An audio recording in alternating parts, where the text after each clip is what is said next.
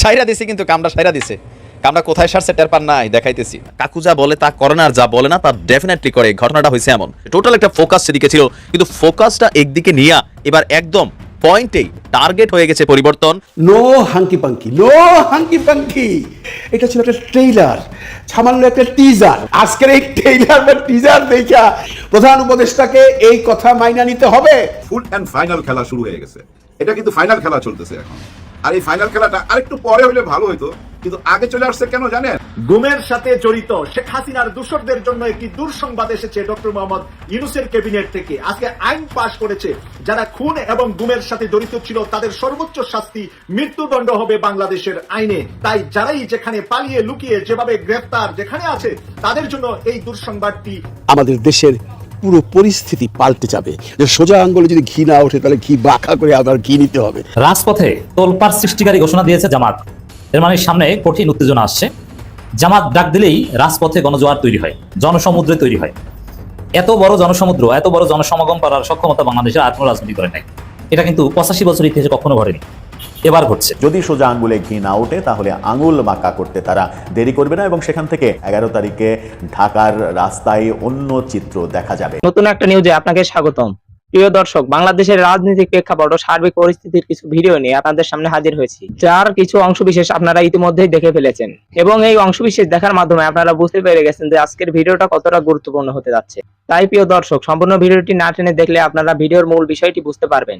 আমি আর বেশি কথা বাড়াবো না, তবে যারা চ্যানেলটিতে নতুন তারা সাবস্ক্রাইব করে পাশে থাকা বেল আইকনটি বাজিয়ে দিবেন, আর যারা ইতিমধ্যেই সাবস্ক্রাইব করে রেখেছেন তাদেরকে অসংখ্য ধন্যবাদ। তো চলুন একটি লাইক দিয়ে ধারাবাহিকভাবে সম্পূর্ণ ভিডিওর বিস্তারিত আলোচনা দেখে আসি। ফুল অ্যান্ড ফাইনাল খেলা শুরু হয়ে গেছে। এটা কিন্তু ফাইনাল খেলা চলতেছে এখন। আর এই ফাইনাল খেলাটা আরেকটু পরে হলে ভালো হতো, কিন্তু আগে চলে আসছে কেন জানেন? জুলাইকে যদি আপনি ঘোষণা দিতে যান, আইনি বৈধতা দিতে যান, স্বীকৃতি দিতে যান, তাহলে ভাই ভারত তো হাইরা যায়, ভারত হেরে যায় তো ভাই। কারণ কি জানেন? 71কে ওরা বাঁচায় রাখতে চায়। 71-এর পরে আর কোনো নতুন বাংলাদেশ হয়েছে এরকম কোনো প্রমাণ ওনারা রাখতে চায় না। এটা যদি রাখেন তাহলে ভারতের পরাজয় হয়ে যায় না? কারণ 71-এ ভারত আমাদেরকে যে সহযোগিতা করছিল, আর ওই সহযোগিতার পিছনে তাদের মূল উদ্দেশ্যটা কি, এখন তো আমরা সবাই আয়নার মতো পরিষ্কার দেখতে পাই না। কিন্তু দেখতে পাওয়ার পরও দেখেন আমাদের উপরে চাপায় দিতেছে। কি চাপায় দিতেছে? যে না, কোনো গণভোট হইতে পারবে না, কোনো সনদপত্র এখন হইতে পারবে না, এগুলা পরে, আগে নির্বাচন দিতে হবে। কিন্তু কিভাবে আপনারা নির্বাচন করবেন? যেসব দৃশ্য এখন দেখতে পাইতেছি, এই থেকে কি বোঝা যায় না যে আপনারা যদি নির্বাচনে হেরেও যান, সেটাও মাইনা নিবেন না। নিজেরাই মাইনে নিতেছেন না। দুই ভাই এক ভাইকে নমিনেশন দিছে, আরেক ভাই মাইনা নিতেছে না, আরেক ভাই তার দলবল নিয়ে তার উপরে হামলা করতেছে।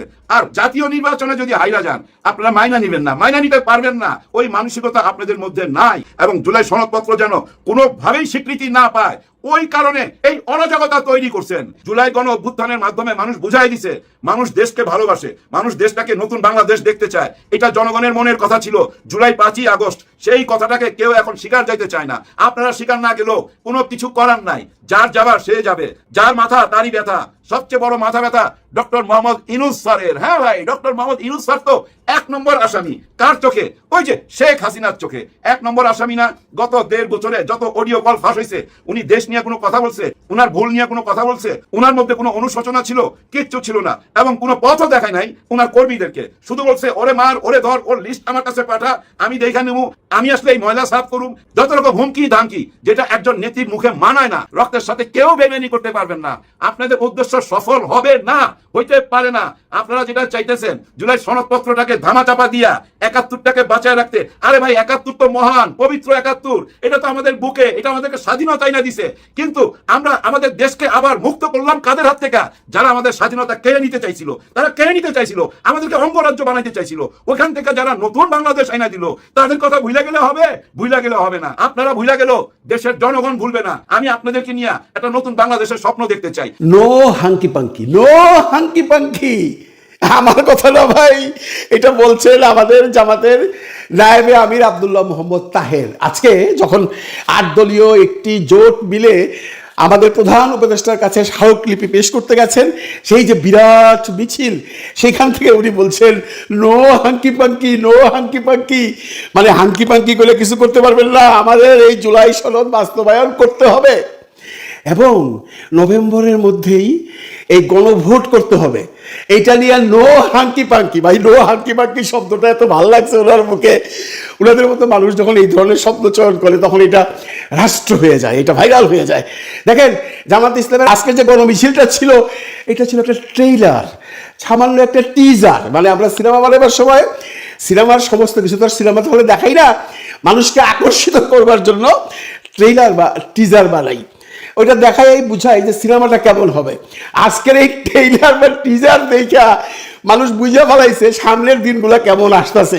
প্রধান উপদেষ্টাকে এই কথা মাইনা নিতে হবে যে জামাত ইসলাম যেটা বলছে বা অন্যান্য দল যেটা বলছে, এক্সেপ্ট বিএনপি, যে জুলাই সনদের বাস্তবায়ন করতে হবে, এর সাংবিধানিক অর্ডার দিতে হবে এবং জাতীয় নির্বাচনের আগে গণভোট দিতে হবে।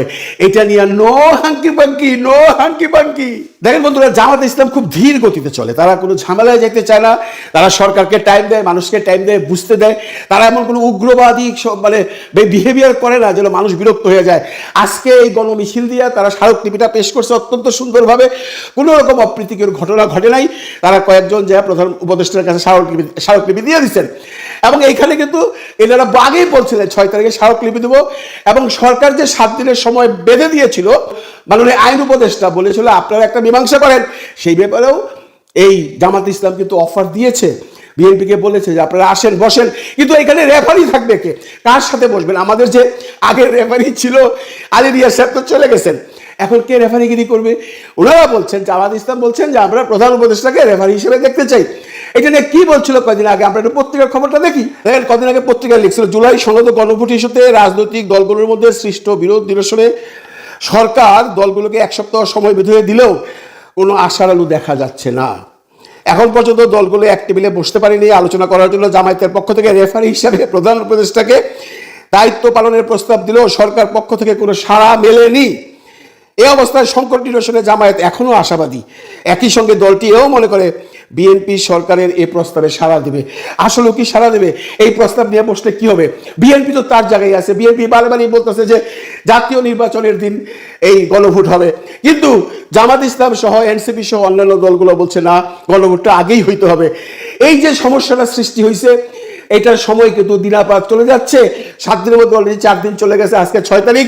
9 তারিখের মধ্যে যদি কোনো সমস্যার সমাধান না হয়, তাহলে জামাত তার দলগুলোকে নিয়ে যুগপৎ আন্দোলনে যাবে। তখন কি দেশের অবস্থা ভালো হবে? আমরা কেউই চাই না। আমরা চাই এই দলগুলো বসে একটা সুরাহা করে এর একটা সমাধানে আসুক। জনগণ কি চায়? জনগণ তো ম্যাক্সিমাম মানুষই চায় গণভোটটা আগে হয়ে যাক, জুলাই সনদটা বাস্তবায়ন হয়ে যাক, এর একটা সাংবিধানিক অর্ডার আসুক। কিন্তু কিছু দলের বুয়ার্তমির জন্য এটা হচ্ছে না। তারপরে দেখেন আরো কি লিখছে, জামায়াতের শীর্ষস্থানীয় নেতারা বলছেন মাঠের কর্মসূচি তারা সক্রিয় হলেও সংকট সমাধানে আলাপ আলোচনাকে তারা গুরুত্ব দিচ্ছে। জামাত সবসময় আলাপ আলোচনায় করতে চায়, কিন্তু অন্যান্য দলগুলো তাদের ডাকে সাড়া দিচ্ছে না।